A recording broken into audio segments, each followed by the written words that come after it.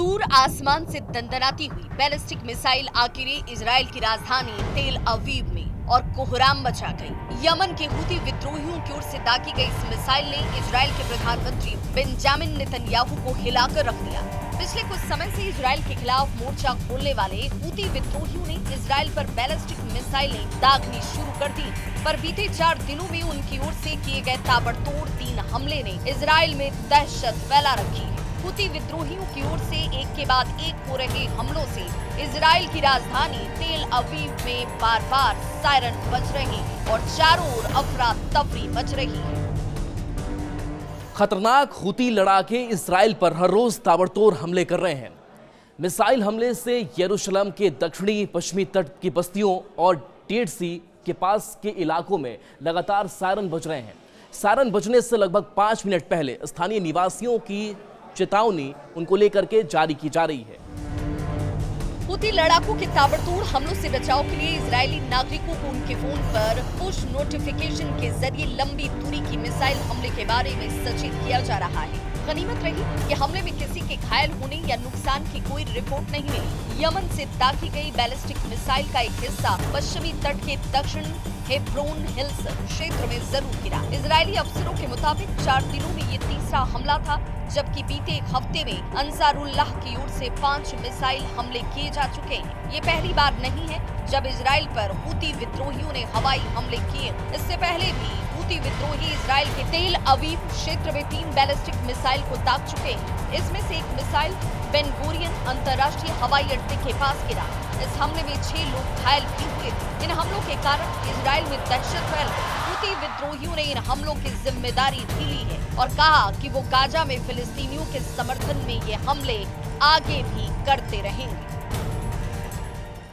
Houthi हमलों से परेशान इजराइल ने ये साफ कर दिया है कि ये हमले अगर ऐसे ही जारी रहे तो आने वाले वक्त में हूती विद्रोहियों पर आक्रामक तरीके से कार्रवाई की जा सकती है। ऐसे में मिडिल ईस्ट में तनाव बढ़ने की आशंका एक बार फिर से गहरा रही है। साल 2023 में जब इजराइल और हमास की जंग शुरू हुई, तब से हूती विद्रोही इजराइल और इजराइल के समर्थक देशों को निशाना बना रहे हैं। लाल सागर से लेकर अदन की खाड़ी में पश्चिमी देशों के मालवाहक जहाजों पर ताबड़तोड़ हमले किए जा रहे हैं। हूती विद्रोहियों ने धमकी दी है कि वो फिलिस्तीन के समर्थन में आगे भी इजराइल और उनका साथ देने वाले देशों पर हमले करते रहेंगे और तब तक नहीं रुकेंगे जब तक गाजा में इजराइल अपने हमले रोक नहीं देता। गाजा में इजरायली अत्याचार को लेकर यमन की राजधानी सना में सड़कों पर सैलाब उमड़ पड़ा। हर ओर फिलिस्तीनियों के लिए दुआएं मांगी जा रही हैं और इस्लामिक मुल्कों की चुप्पी पर सवाल खड़े किए जा रहे हैं। पूछा जा रहा है कि इजरायली जुल्मों से निकली चीखें क्या इन इस्लामी मुल्कों के हुक्मरानों के कानों तक नहीं पहुंच रही। यमन की राजधानी सना में लाखों लोगों की रैली निकाली गई। इन रैलियों ने यह साफ कर दिया है कि यमन के लोग गाजा और फिलिस्तीनी जनता के समर्थन में न सिर्फ एकजुट हैं बल्कि पूरी ताकत के साथ खड़े हैं। हूती ग्रुप की ओर से इजराइल पर लगातार बैक टू बैक हवाई हमले हो रहे हैं। हूती के हमलों के जवाब में इजराइल की सेना यानी कि IDF ने यह दावा किया है कि वो इन सभी मिसाइलों को हवा में ही इंटरसेप्ट करके मार गिरा रही है। पर कुछ दिनों पहले बेन गुरियन हवाई अड्डे पर जिस तरह से हूतियों ने मिसाइल गिराया कर तबाही मचाने की कोशिश की, उससे ये साबित हो गया कि हूती विद्रोहियों ने इजराइल में घुसकर वो कारनामा कर दिखाया जो बाकी के मुल्क नहीं कर पाए। हूती विद्रोही लगातार इजरायलियों को धमकी दे रहे हैं कि वो गाजा के लिए संघर्ष जारी रखेंगे और आने वाले दिनों में इजराइल पर अपने हमले और तेज करेंगे। हूती विद्रोहियों ने यह साफ कर दिया है कि गाजा में दमन के खिलाफ इजराइल को लेकर उसकी कार्रवाई लगातार जारी रहेगी। ऐसे में यह आशंका अब तेज हो गई है कि आने वाले वक्त में इजराइल के खिलाफ ये जवाबी कार्रवाई और हमले और तेज होंगे। गाजा पट्टी पर इन दिनों एक बार फिर इजराइल की ओर से भीषण हमले शुरू हो चुके हैं। इन हमलों में अब तक सैकड़ों निर्दोषों की जान जा चुकी है।